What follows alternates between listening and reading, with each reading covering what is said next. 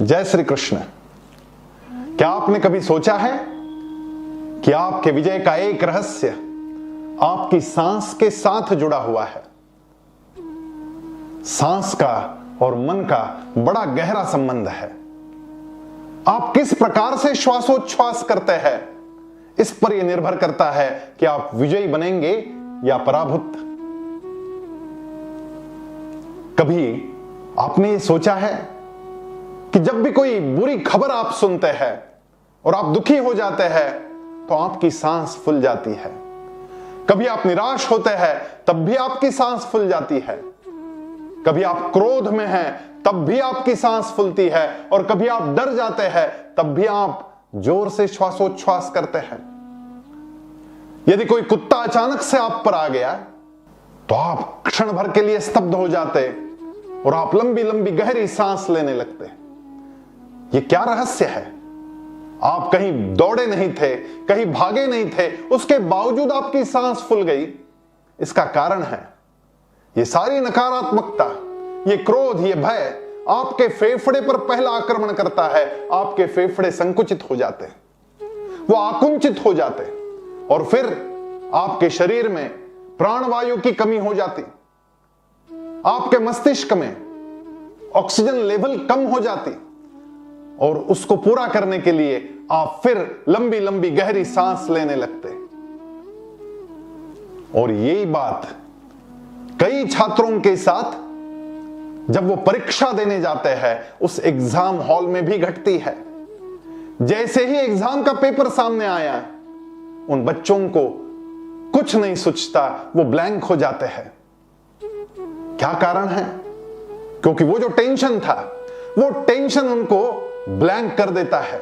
Oxygen level की कमी, उनके मस्तिष्क के ऑक्सीजन में जब कमी आ जाती है तो रात भर पढ़ाई की थी, बहुत पढ़ाई की थी, लेकिन परीक्षा हॉल में जाने के पश्चात कुछ याद नहीं आ रहा, और यह स्थिति अगले 5, 10, 15 मिनट तक रहती है।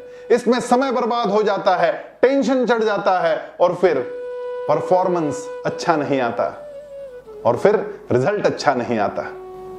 ये सारी नकारात्मकता हमारे सांस पर जैसा प्रभाव करती है, वैसी ही हमारी सांस भी हमारे मन पर प्रभाव करती है।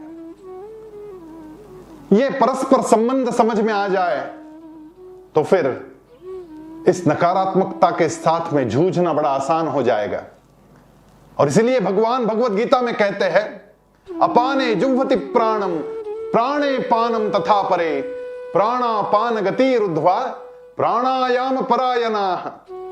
प्राणायाम आदमी को योगी बना देता है, स्थिर चित्त, स्थिर बुद्धि बना देता है। आपने कभी सोचा कि आपका जो ब्रेन है वो 2 हिस्सों में बांटा हुआ है, एक लेफ्ट और एक राइट। आपके राइट ब्रेन में कलात्मकता चलती है, भाषाएं चलती है, और आपकी लेफ्ट ब्रेन में गणित चलता है, सारे तार्किक विषय चलते हैं। और आपका कौन सा ब्रेन कौन से समय पर काम कर रहा है, यह जानना बड़ा आसान है। आप अपने दोनों नासिकाओं से सांस छोड़कर देखिए और प्रयोग कीजिए कि आपकी कौन सी नासिका से ज्यादा सांस बाहर निकल रही है। यदि आपकी राइट नोस्ट्रिल ज्यादा काम कर रही है तो इसका मतलब है आपका लेफ्ट ब्रेन ज्यादा काम कर रहा है, क्योंकि लेफ्ट ब्रेन राइट नोस्ट्रिल को कंट्रोल कर रही है। और यदि आपकी लेफ्ट नोस्ट्रिल से ज्यादा सांस बाहर निकल रही है तो समझ लेना कि आपकी राइट ब्रेन में ज्यादा काम चल रहा है। और हर 20 मिनट से आधे घंटे से आपका एक मस्तिष्क थोड़ा विश्राम करता है और दूसरा मस्तिष्क ज्यादा काम करता है। और इसीलिए गणित के लेक्चर में कई बच्चे चित्र निकालते दिखते हैं। सामने गणित पढ़ाया जा रहा है, लेकिन इसका राइट ब्रेन चल रहा है, लेफ्ट सो रहा है, तो स्वाभाविक रूप से उसको चित्र निकालना पसंद होगा। और प्राणायाम एक ऐसी विधा जिस विधा से हम अपने दोनों मस्तिष्क को एक साथ एक्टिवेट कर देते हैं।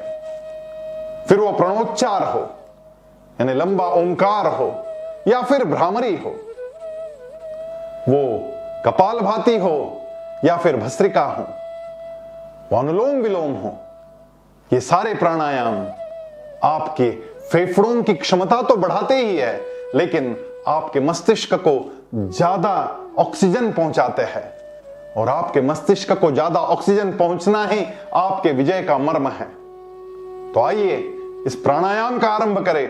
भगवान का ये जो श्लोक है, प्राणायाम परायणाः, हम प्राणायाम ऐसे व्यक्ति से सीखे जो योग शास्त्र को जानती है, और फिर विजय की ओर प्रस्थान करे। जय श्री कृष्ण।